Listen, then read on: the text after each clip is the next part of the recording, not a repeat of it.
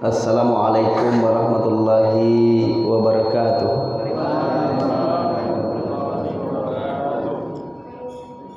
Alhamdulillah, alhamdulillahi rabbil alamin. Wassalatu wassalamu ala asrafil anbiya'i wal mursalin wa ala alihi wa sahbihi ajma'in. Kita bersyukur kepada Allah SWT atas limpahan rahmat, nikmat, taufik dan hidayah, sehingga di malam yang penuh berkah ini insyaallah kita dihadirkan oleh Allah, tentunya dalam rangka mempelajari sirah nabawi. Kalau bahasa umumnya adalah maulid nabi, tapi bahasa khususnya adalah sirah nabawi, mempelajari jejak perjalanan Rasulullah SAW. Kemudian kita senantiasa berselawat kepada Rasulullah. Allahumma salli ala Sayyidina Muhammad wa ala ali Sayyidina Muhammad. Mudah-mudahan kita mendapatkan syafaat di yaumil qiyamah. Amin amin ya rabbal alamin. Yang sama-sama kita muliakan dan yang kita hormati Bapak Pengurus Masjid Nur Ilham beserta jajaran kepengurusan yang hadir malam hari ini. Kemudian yang sama-sama kita muliakan dan kita hormati Bapak Kepala Dusun kita, alhamdulillah hadir. Kemudian Pak RW, Pak RT, imam kita, seluruh tokoh masyarakat yang hadir di malam yang penuh berkah ini.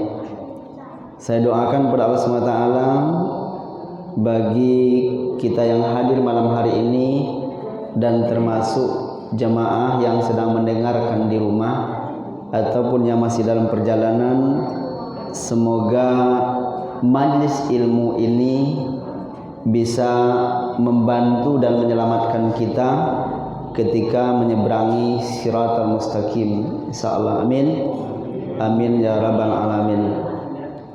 Kemudian juga yang saya muliakan, ini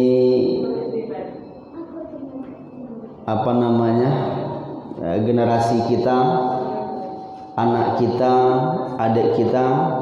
Alhamdulillah ada Nanda kayaknya. Alhamdulillah beliau ini adalah unsubul Quran. Unsubul Quran adalah orang yang bersahabat dengan Al-Quran. Ini berkahnya luar biasa. Mudah-mudahan generasi-generasi kita yang lain juga termasuk nanti insyaallah menjadi orang-orang yang bersahabat dengan Al-Quranul Karim, insyaallah. Amin amin ya rabbal alamin. Alhamdulillah malam hari ini Masjid Nur Ilham terlihat lebih luas dibandingkan biasanya. Ini mungkin pengaruh karena masjid kita sudah besar ya Pak. Orangnya sedikit. Atau mungkin barangkali masjid kita ibaratkan kalau minyak kendaraan, minyaknya solar, jadi panasnya itu lebih lambat. Bisa jadi nanti masjid ini ramai tapi berangsur-angsur. Jadi makanya kalau saya tadi berdirinya arah ke sini itu tidak terlihat semuanya. Makanya jarang ustadz yang duduknya miring, tapi Gendrianto ini duduknya miring. Kenapa miring? Supaya terlihat jemaah-jemaah yang ada di bagian pojok kiri dan juga pojok kanan. Baik ibu-ibu, bapak-bapak jemaah yang mulia, yakinlah ibu dan bapak yang hadir malam hari ini, majlis ilmu adalah majlis yang mulia. Man kharaja fi talabil ilmi fahuwa fi sabilillah hatta yarja'. Siapa yang berangkat dari rumahnya menuju masjid ini untuk ikut majlis ilmu, fahuwa fi sabilillah, dia sedang berada di jalan Allah Subhanahu wa taala. Sampai kapan? Hatta yarja', sampai kembali ke rumah. Kami cerita-cerita tadi sama imam kita Pak Sukirwan. Kebanyakan hari ini orang menimba ilmu itu dari gadget, dari handphone. Di situ kita tinggal pilih siapa ustadz-ustadz yang kita inginkan. apa judul kajian yang kita inginkan itu sudah ada. Tetapi ada satu kelemahannya. Apa kelemahannya? Tidak dapat fadilah majlis. Itu bedanya. Jadi kalau ibu dan bapak kita hadir berangkat dari rumah, fadilah majlisnya dapat. Apa fadilah majlisnya? Kita sekarang ini sedang berjuang fisabilillah. Andai kata nanti usia kita berakhir di dalam majlis ilmu ini sampai kita pulang, insya Allah mati dalam keadaan baik, husnul khatimah, insya Allah menuju surganya Allah. Amin. Bal alamin. Tapi saya doakan mudah-mudahan umur jamaah ini termasuk saya umur panjang tapi semakin taat insya Allah. Amin ya rabbal alamin. Jadi Bapak Ibu yang mulia, sebelum kita lanjutkan, karena memang sepertinya ada air cadangan. Kalau tidak diminum dulu kan masalah kan, minum dah dulu Pak, Bu. Oh rupanya gali kosong Cik.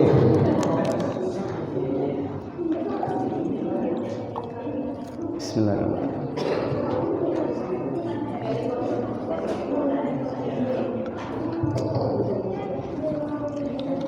Baik, kita lanjutkan Bapak Ibu jamaah yang dimuliakan Allah Subhanahu wa taala. Jadi itu sisi kelebihan. Kita hadir dalam majlis ilmu. Majlis artinya orang berkumpul duduk kemudian di situ ada ilmu. Itulah majlis ilmu. Tetapi kalau untuk mempelajari sesuatu yang kita inginkan memang bisa melalui handphone. Tapi kadang-kala kalau kita hanya bertumpu di situ bisa jadi salah pemahaman. Maka dari itu kita juga mesti belajar langsung dengan guru. Jadi kalau ada ustaz-ustaz kita, ulama-ulama kita, kita langsung belajar. Nah, Bapak Ibu jamaah yang dimuliakan Allah SWT, baik kita mengkaji sirah nabawi. Ada maulid, ada maulud. Ada dua macam ini. Maulid Nabi atau maulud Nabi. Maulid Nabi artinya waktu kelahiran Nabi. Tapi maulud Nabi adalah Nabi itu yang lahir. Jadi yang pertama hari kelahiran Nabi, yang kedua yang lahir itu adalah Nabi Muhammad sallallahu alaihi wasallam. Nabi Muhammad terlahir di akhir zaman. Makanya semenjak kapan akhir zaman itu? Sekarang kan juga ada ustaz akhir zaman. Ada Ustaz Rahmat Baikuni, ada Ustaz Zulkifli M. Ali. Itu dinamakan adalah ustaz akhir zaman. Ternyata setelah diadakan penelitian, ditinjau lebih dalam, rupanya seluruh ustaz-ustaz yang ngaji hari ini itu adalah ustaz akhir zaman. Jamaah-jamaah yang hadir di masjid ini adalah jamaah akhir zaman. Semenjak kapan akhir zaman itu?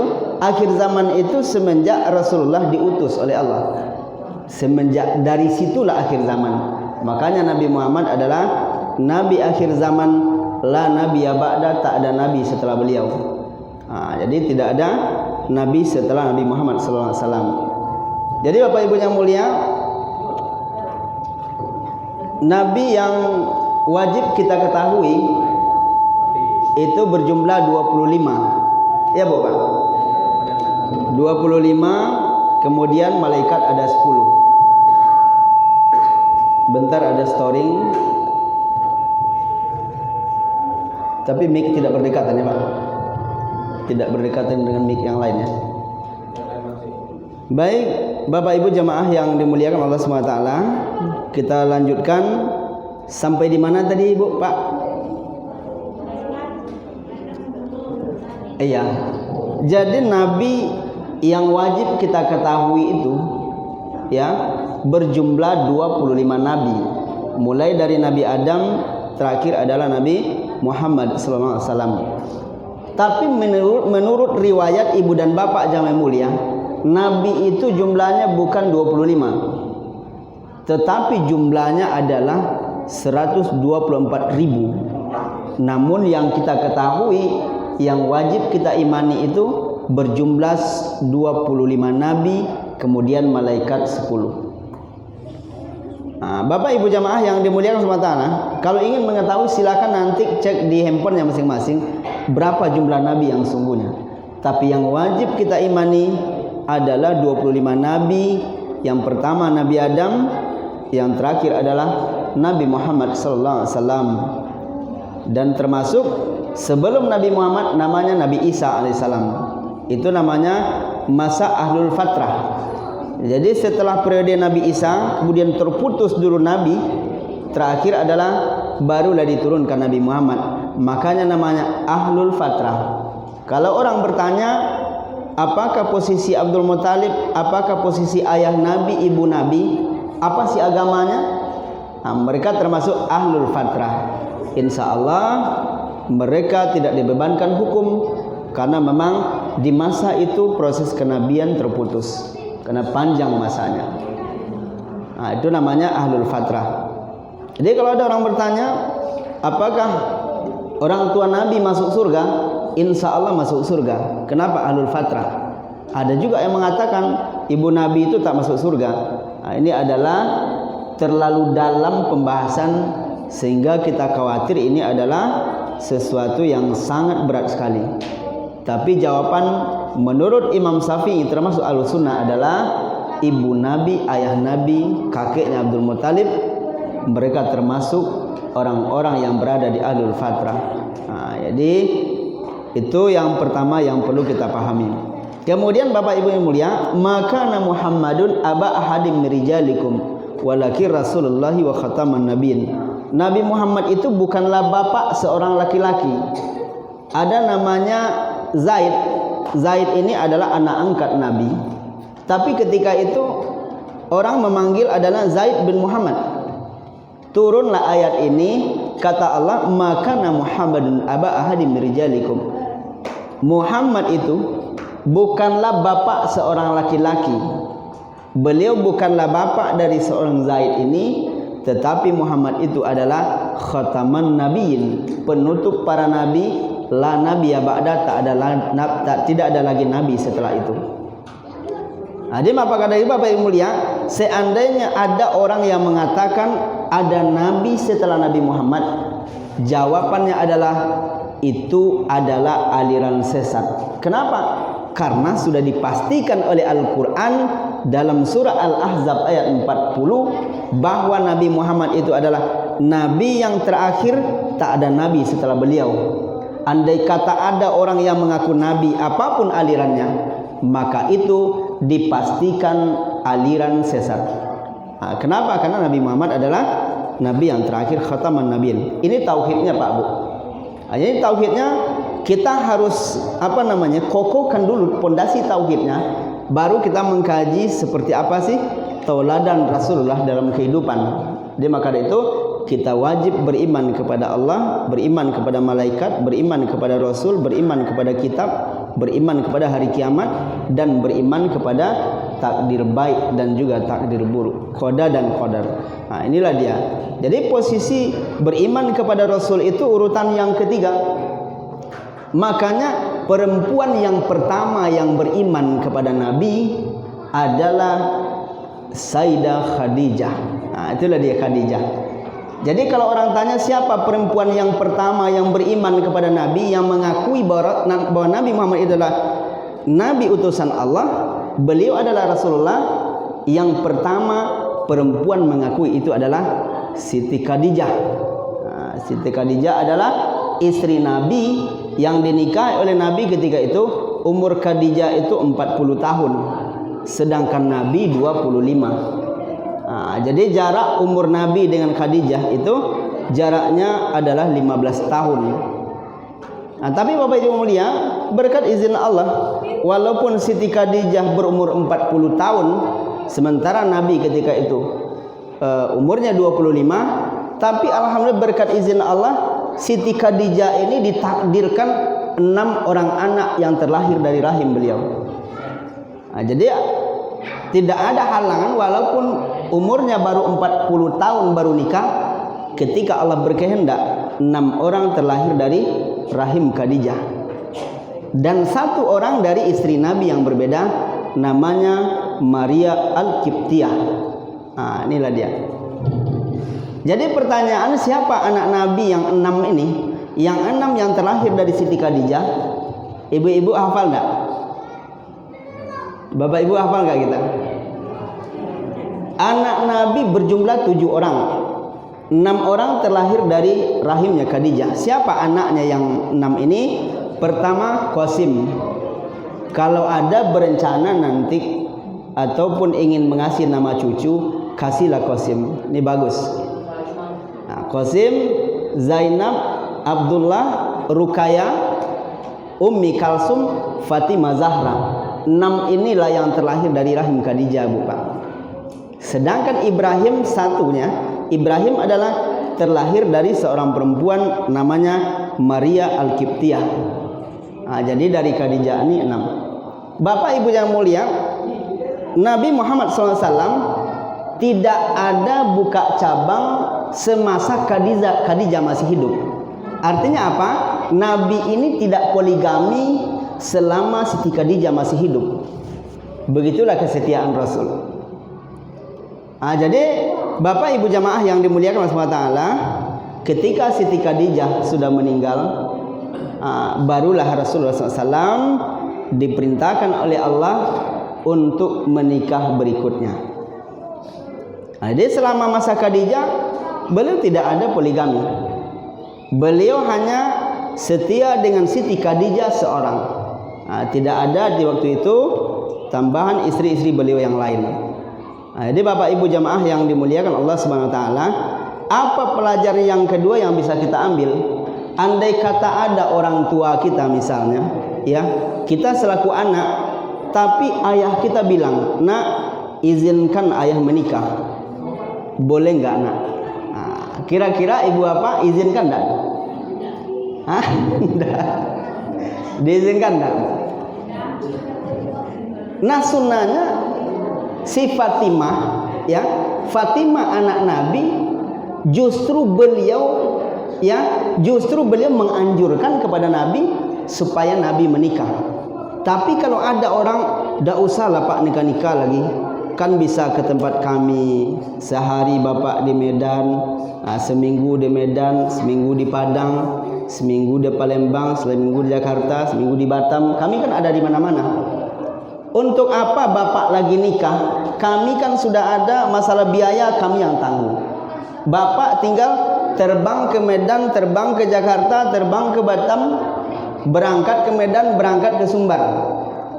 Apa kata ayahnya? "Nak, kalian alhamdulillah bagus sekali, kalian sudah memikirkan kemana ayah akan terbang.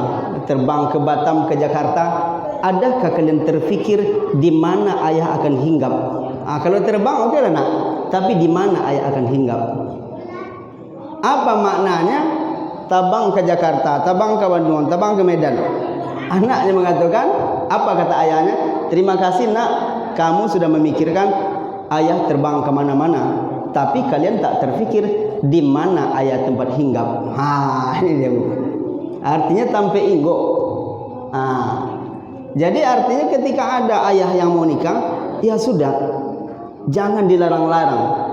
Berarti mungkin ada kebaikan yang ada di situ. Jadi Bapak Ibu jamaah yang dimuliakan Allah SWT, jadi anak Nabi di antara yang 7 tadi, Bapak Ibu yang mulia, yang meninggal di usia kecil itu, yang meninggal di usia kecil, ya, artinya bukan maksudnya yang meninggal sebelum Nabi itu keseluruhan kecuali Fatimah. Jadi anak-anak beliau itu lebih dulu meninggal dibanding Nabi, lebih dulu meninggal daripada Nabi. Siapa anak Nabi yang belakangan meninggalnya? Itu Fatimah. Fatimah istri Ali bin Abi Thalib. Itulah yang di belakang. Nah, Bapak Ibu jamaah yang dimuliakan Allah Subhanahu wa taala. Sementara Ibrahim meninggal ketika kecil. Kemudian Qasim meninggal ketika kecil. Jadi Qasim, Zainab, Abdullah. Abdullah juga meninggal ketika kecil. Jadi anak Nabi itu 3 laki-laki, 4 perempuan. 3 laki-laki, 4 perempuan. Siapa yang laki-laki? Qasim, Abdullah, Ibrahim. Timbul pertanyaan, Pak Ustadz, kok nama ayahnya Abdullah, anaknya juga Abdullah. Ya, anaknya juga Abdullah, artinya adalah hamba Allah. Nah, makanya kalau sekarang sama nama ayah dengan nama anaknya, mungkin orang ketawa itu. Nah, tapi di situ tidak. Anak Nabi yang laki-laki itu Qasim, Abdullah, Ibrahim. Sementara yang perempuan adalah Zainab, Ruqayyah, Ummi Kalsum, Fatimah Zahra. Nah, makanya Bapak Ibu yang mulia, Ustadz Al-Mukarram, Ustadz kondang kita, Ustadz Abdul Somad, makanya dicarinya adalah Fatimah Salim Barabur. Jadi ada Fatimahnya. Nah, namanya adalah nama yang diambil dari anak Rasulullah yang bernama Fatimah. Nah, jadi Bapak Ibu jamaah yang dimuliakan Allah Subhanahu wa taala, kemudian kakek beliau yang bernama Abdul Muthalib. Abdul Muthalib tugasnya adalah untuk menjaga ketertiban keamanan kota Mekah. Di waktu Nabi itu lahir, datanglah seorang raja dari Yaman bersama pasukannya, berkendaraan gajah besar-besar luar biasa. Makanya tahun kelahiran Nabi itu dinamakan tahun gajah. Kenapa dinamakan tahun gajah? Karena Abraha, pemerintah Yaman, Bapak Ibu yang mulia, gubernur Yaman datang ke Mekah. Apa tujuannya? Untuk menghancurkan Ka'bah itu. Mengapa dia hendak menghancurkan Ka'bah? Karena dia ingin bahwa kiblat kaum muslimin itu arahnya ke Yaman. Maka selayaknya, kata Abraha, Ka'bah ini letaknya di Yaman, bukan di Saudi Arabia, bukan di Mekah. Makanya dia datang dia ke tanah Mekah itu, belum sampai ke Ka'bah. Apa kata Abraha kepada Abdul Muthalib? Wahai Abdul Muthalib, saya datang ke sini, tahu tidak kamu? Apa kata Abdul Muthalib? Saya enggak tahu apa tujuanmu. Sementara Bapak Ibu jamaah yang mulia, sebelum beliau bertanya ke Abdul Muthalib, Abraha dan para pasukannya ini merampas harta-harta orang Mekah, termasuk onta-onta milik masyarakat Mekah itu diambil oleh Abraha, dan termasuk 100 ekor onta yang dimiliki oleh Abdul Muthalib dirampas oleh Abraha dan pasukannya. Apa kata Abraha? Wahai Abdul Muthalib, kami hendak menghancurkan Ka'bah. Apa pendapatmu dalam hal ini? Apa jawaban Abdul Muthalib? Saya tidak memikirkan Ka'bah, kata Abdul Muthalib. Yang jelas sekarang karena onta saya kamu ambil, tolong dikembalikan itu dulu. Apa kata Abraha? Mengapa begitu bodoh kamu Abdul Muthalib? Sedangkan Ka'bah mau dihancurkan, kamu masih memikirkan di mana ontamu. Apa kata Abdul Muthalib? Onta ini milik saya, titipan Allah. Tapi kalau Ka'bah ini milik Allah, Allah yang mampu menjaga. Saya takkan kuasa, kata Abdul Muthalib. Ketika Allah berkehendak Ka'bah ini hancur, maka engkau berhasil. Tetapi jika Allah tidak berkehendak Ka'bah ini hancur, maka kamu akan hancur. Ternyata diturunkan burung berbondong-bondong, namanya burung ababil. Nah, burung ababil, burung-burung kecil, membawa tanah kering begitu panas, dijatuhkan dari atas, mereka bergelombolan. Akhirnya Bapak Ibu yang mulia, gajah-gajah termasuk orang-orangnya mati bergelimpangan. Abraha lari ke sebuah daerah, sambil lari itu dagingnya ini rontok, Bu Pak, rontok dagingnya, sehingga ketika semakin kencang larinya, semakin rontoklah kulit ini. Itulah informasinya. Dengan burung ababil Allah Subhanahu wa taala kuasa. Jadi jangan pernah kita meremehkan, oh si fulan itu kecil. Itu jangan pernah menganggap orang lain itu remeh. Jangan pernah menyepelekan sesuatu. Kenapa? Ketika Allah berkehendak melalui burung-burung yang berbondong-bondong, semuanya bisa terjadi. Timbul pertanyaan, Pak Ustadz, kenapa Allah tidak kirim saja burung ababil ke Palestina supaya orang-orang Israel itu mati berantakan, supaya orang-orang Israel itu mati busuk, kemudian biar mereka hancur negerinya itu. Ternyata Bapak Ibu yang mulia, Allah menginginkan hadiah untuk orang Palestina. Apa hadiahnya? Hadiahnya mati syahid tak perlu lagi dihisap. Kenapa? Mereka berangkat ke surga Allah Subhanahu wa taala. Jadi jangan pernah kita, kenapa Allah, apa salahnya Allah kirim saja burung ababil? Tapi ternyata kehendak Allah tidak begitu.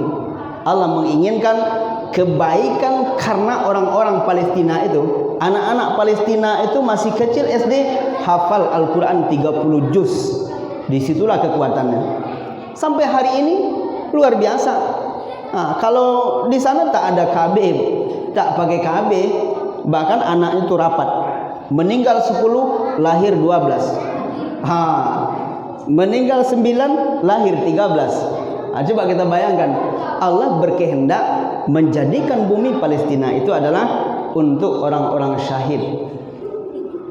Bapak Ibu jamaah yang dimuliakan Allah SWT, nah, kira-kira bapak-bapak yang hadir hari ini, malam hari ini, ada enggak yang siap untuk syahid berangkat ke Palestina? Tapi jangan dipikirkan baru minggu besok kami akan gali. Kadius gitu kan. Tetapi Bapak Ibu yang mulia, itu luar biasa. Ya, luar biasa. Nah, jadi maka dari itu kita ikuti saja apa yang dikehendaki oleh Allah, karena Allah sangat tahu apa yang akan terjadi, hikmah yang terbaik di balik itu. Nah, makanya Allah luar biasa. Ketika Nabi Ibrahim tidak dibakar oleh api, itu kan Allah tidak berkehendak. Ternyata api itu tidak membakar, air itu tidak membasahi jika Allah tidak berkehendak. Nah, kalau tidak percaya, tiba di rumah nanti iduin kompor gas, panggang jadi. Nah, coba kan, jadi terbakar apa tidak? Tergantung keyakinan. Ketika Allah izin, berarti bisa bertahan. Itu adalah kehendak Allah Subhanahu Wa Taala. Nah, Bapak Ibu yang mulia, tak ada mustahil bagi Allah. Hari ini banjir bandang tsunami 26 Desember 2004 yang lalu di Nanggur Aceh Darussalam, itu kalau dibandingkan banjir yang terjadi di zaman Nabi Nuh, belum seberapa Pak Bu. Di zaman Nabi Nuh sudahlah naik ke puncak gunung yang paling tinggi, karena anak-anaknya itu naik ke puncak gunung yang paling tinggi. Ternyata tidak lama setelah itu air bah itu datang melebihi puncak gunung begitu tinggi. Nah, bayangkan ketika Allah berkehendak, apa yang mustahil bagi Allah? Tidak ada. Tidak satu pun yang mustahil bagi Allah ketika Allah berkehendak. Masya Allah, itu luar biasa. Jadi Bapak Ibu jamaah yang dimuliakan Allah Subhanahu Wa Taala, kita ngaji sampai jam berapa? Biasanya kalau semakin sedikit orangnya, semakin lama kita ngaji. Pak. Nah, karena kalau terlalu banyak orangnya nanti tidak tahan juga kaki ini. Oke, kita lanjut dulu. Jadi Bapak Ibu jamaah yang dimuliakan Allah SWT, itulah seputaran secara kajian tentang sejarah Nabi. Jadi Nabi Muhammad itu ayahnya meninggal dunia ketika dia berada dalam rahim ibunya itu usia 6 bulan. Bayangkan ibu dan bapak, seorang ibu yang sedang hamilnya 6 bulan, suami meninggal. Gimana kira-kira? Nah, betapa sedihnya si Aminah. Tapi dia yakin dan percaya dia bisa membesarkan Nabi. Kenapa? Karena Allah Subhanahu Wa Taala akan memberikan yang terbaik. Alhamdulillah, tambah satu anggota kita, orang tua Mbo. Terima kasih, mudah-mudahan bertambah berkah. Di Bapak Ibu jamaah yang dimuliakan Allah Subhanahu Wa Taala, kita lanjut. Jadi Nabi itu ayahnya meninggal ketika dia usia 6 bulan dalam kandung ibu. Kemudian setelah Nabi lahir, ya, kemudian Nabi disusui oleh Saibah. Yang kedua adalah Khalimatus Sa'diyah. Jadi dia susui oleh Saibah beberapa saat, kemudian baru Halimatus Sa'diyah. Nah, ini Bapak Ibu jamaah yang dimuliakan Allah SWT, berapa lama Nabi bersama Halimatus Sa'diyah? Itu selama 5 tahun. Dia disusui oleh Halimah selama 5 tahun. Nah, jadi Bapak Ibu jamaah yang dimuliakan Allah SWT, ternyata ketika umur 5 tahun, maka Nabi dikembalikan oleh oleh ibu susuan yang Halimah Sa'diyah, pangkuan ibunya, berarti di umur 5 tahun. Nah, bapak ibu jamaah yang dimuliakan Allah Ta'ala, setelah dia bersama ibunya menengok kawan-kawan sedang main bersama ayahnya, ada yang sedang main dijemput pulang oleh ayahnya. Namun Nabi setelah beliau main bersama teman-temannya, tak ada yang menjemput. Dia bertanya, "Ibu, kawan saya dijemput oleh ayahnya. Saya kenapa kak dijemput? Ayah saya di mana?" Bayangkan bapak ibu mulia, apa kira-kira jawaban dari seorang ibunya Aminah? Dia tak mampu memberikan jawaban, hanya saja dia mengatakan, "Nak, insya Allah beberapa hari lagi kita akan berangkat ke tempat ayahmu." Bayangkan bapak ibu mulia, anak yang berumur 5 tahun setengah begitu cinta dan rindunya ingin berjumpa dengan ayahnya, ya tentu dia semangat sekali. Kata ibunya, beberapa hari lagi nak kita berangkat, itu umurnya hampir 6 tahun, kita berangkat ke tempat ayahmu. Nabi Muhammad berpikir, bapak ibu yang mulia, tentunya anak yang masih usia kecil, dia berpikir betapa rindunya akan berjumpa dengan ayahnya. Ternyata setelah melakukan perjalanan begitu jauh, tibalah saatnya, ya, tibalah saatnya di Madinah. Belum sampai ke Madinah, Abwa, ya, di pertengahan. Jadi di pertengahan jalan, ya, ibunya kemudian pergi ke sebuah makam ataupun kubur. Disampaikan kepada Nabi, "Wahai ananda Muhammad, ibu akan ceritakan sedikit. Ayahmu nak meninggal ketika kamu 6 bulan dalam kandungan ibu. Inilah tempat ayahmu nak." Bagaikan barang, coba bayangkan bapak ibu tadinya bergembira ingin berjumpa dengan ayahnya, yang berjumpa apa? Yang berjumpa makam, pekuburan. Nah, bapak ibu yang mulia, setelah dari situ, ya, setelah Nabi diajak oleh ibunya untuk ziarah, ditemani oleh satu orang pembantunya, Ummu Aiman. Kemudian dia balik bapak ibu jamaah yang mulia, di pertengahan, inilah baru Abwa. Di Abwa ini ibunya merintih sakit perut, enggak tanggung sakitnya. Kebetulan bapak ibu mulia, Tuhan berkehendak meninggallah ibunya di situ. Padahal dia bersama Ummu Aiman, pembantu ibunya. Bayangkan anak yang berumur 6 tahun menyaksikan rintihan ibunya meninggal ketika itu. Inilah kisah perjalanan Rasulullah SAW. Tetapi Nabi mandiri. Rasulullah itu adalah mandiri. Bahkan dia ikut bersama pamannya Abu Talib. Walaupun pamannya tidak muslim, tapi pamannya Abu Talib inilah yang mengajarkan Nabi bagaimana cara berdagang. Itu namanya Abu Talib. Walaupun pada akhirnya Abu Talib tidak mendapatkan hidayah, tapi Nabi mendapatkan pelajaran yang berharga.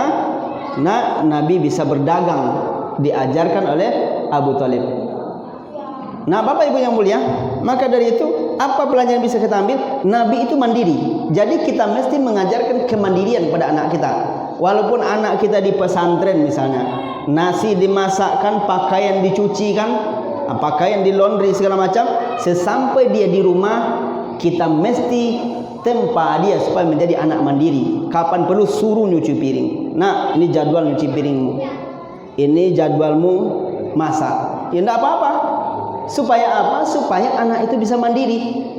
Tapi kalau tidak semuanya dilondrikan, ya semuanya dimasakkan, terima beres.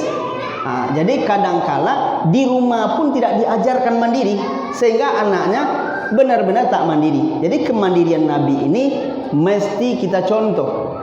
Inilah Rasulullah SAW, orangnya adalah mandiri. Coba kalau kita lihat, kita tengoklah ayam. Ma yang hebat ayam potong dibandingkan ayam kampung. Ma yang mandiri. Tahu Pak? Ayam kampung Pak. Adanya Pak RT. Sama-sama kita lopean. Kalau ayam putih, ayam potong, nya bingung aja dulu. Nak di kerojor. Apa yang harus dipegang? Tetapi kalau ayam kampung tidak, cukup kita lopean. Ayam mencari makan, dia menggunakan jarinya untuk menggali-gali tanah, ada cacing jadilah. Berarti ternyata anak diajarkan mandiri itu adalah luar biasa. Berarti mencontoh sunnah Nabi. Jangan dibiarkan manja. Apa dampaknya anak yang dimanja, manja yang tidak positif? Ada manja yang positif. Manja yang positif adalah anak ini dimanja tapi tetap bisa mandiri. Tapi yang kedua adalah anak dimanja juga tidak boleh melakukan pekerjaan apapun. Andai kata di masanya nanti kehidupan dalam keadaan sulit, putus pekerjaan, bingung tuh Bu. Kenapa bingung? Tak tahu apa yang dikerjakan. Beda kalau memang mereka menguasai hafal Quran, ini luar biasa, itu punya keterampilan yang luar biasa. Tapi bagi yang tidak, misalnya ketika dihadapi dengan kesulitan hidup, bingung, kena PHK, ampun, tak bisa lagi cari pekerjaan. Tapi kalau kita orang biasa sudah mandiri, hari ini putus pekerjaan, insya Allah hari ini juga ada pekerjaan yang kita kerjakan. Itulah yang mandiri. Jadi prinsip mandiri ini mesti kita ajarkan ke anak kita. Ada orang ketika di PHK menangis, frustasi, bingung dia.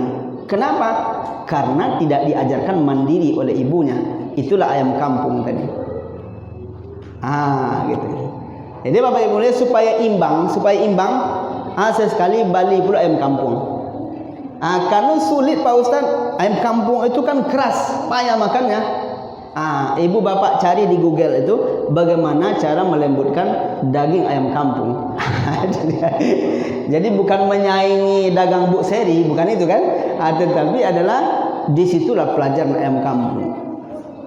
Jadi Bapak Ibu yang mulia, jadi prinsip mandiri Nabi itu terlihat dari sejak kecil.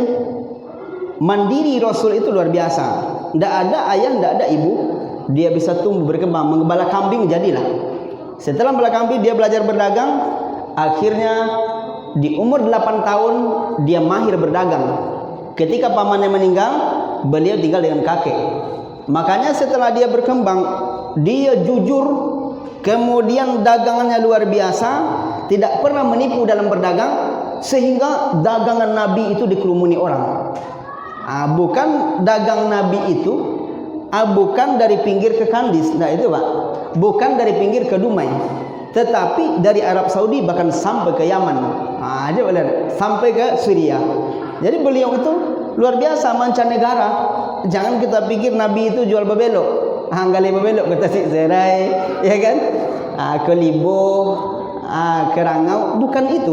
Bahkan antar negara. Kenapa? Rasul itu adalah Nabi yang cerdas, hanif, jujur, cukup luar biasa, pandainya berdagang. Itu luar biasa. Sama dengan ya dicontohlah oleh Abdurrahman bin Auf. Makanya Nabi hebat berdagang, dia sukses, datanglah seorang perempuan bangsawan, kaya raya, cantiknya luar biasa. Siapa namanya? Itulah Khadijah. Walaupun umur 40, seolah-olah terlihat umur 18 setengah. Masya Allah. Jadi kalau ada bapak-bapak, saya mengikuti sunnah, cari dulu orang agak tua gitu. Ibu, kalau ada bapak-bapak mau nambah, carikan umur yang tua dulu. Inilah. Jadi Bapak Ibu yang mulia, jadi ketika itu melihat Nabi berdagang, tertarik perempuan ini. Apa pelajaran di sini? Ternyata kalau kita jumpa orang baik, boleh perempuan mengajukan lamar. Ibu-ibu misalnya nampak ini calon ustadz, calon ulama hebat ini. Tidak ada salahnya ibu dan bapak, ayah ibu dari seorang perempuan datang ke orang tuanya. Sampaikan, bisa enggak nanti ketika anaknya sudah besar, bisa enggak menjadi menantu saya?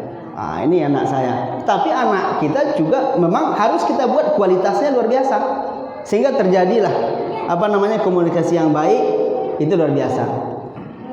Jadi Bapak Ibu jamaah yang dimuliakan Allah, walaupun Bagan Benio, dusun yang terisolir ke sana, menyeberangi sungai, menyisiri rawa-rawa yang panjang, tetapi ternyata di situ ada satu anak yang hafal 30 juz, dan sekarang beliau kuliah di Mesir.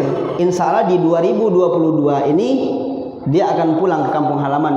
Beliaulah nanti yang akan mengajari lembaga tahfiz di Bagan Benio itu, dibiayai oleh 6 lembaga dakwah, termasuk Lasnas Pertamina, di tempat saya bekerja termasuk. Maka yang luar biasanya, ketika kami ke sana dengan Ustaz Abdul Somad, satu hari satu malam, Beliau pagi itu langsung nelpon ke Mesir. Anda nanti kalau sudah pulang 2022 jangan keluar dari Bagan Beniu. Ini pesantren yang sudah kami bangunkan. Itulah ungkapan Ustaz Abdul Somad ketika 3 minggu yang lewat kami pergi ke sana. Bahkan lebih hampir 1 bulan gitu.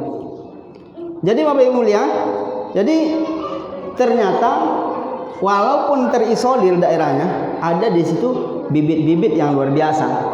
Makanya beliau menyampaikan, seandainya nanti si Fandi, ini namanya Fandi ini nanti tamat dari Mesir pulang ke Bagan Beniu, tolong carikan istri orang sini. Kata Ustaz Abdul Somad, mulailah seleksi dari sekarang. Nanti kan diseleksi. Siapa kira-kira yang pas nanti? Kata beliau itu, jika dia menikah nanti, insya Allah saya bersedia menjadi saksi di saat pernikahannya. Jadi kalau Bapak Ibu yang mulia, kalau pulang dia 2022 nanti, insya Allah subuh bisa di Masjid Nur Ilham ini. Kalau kita sepakat. Itu apa nanti Pak Ketua kita? Minum apa boleh Bu? Ya Pak. Walaupun bapak-bapak ada yang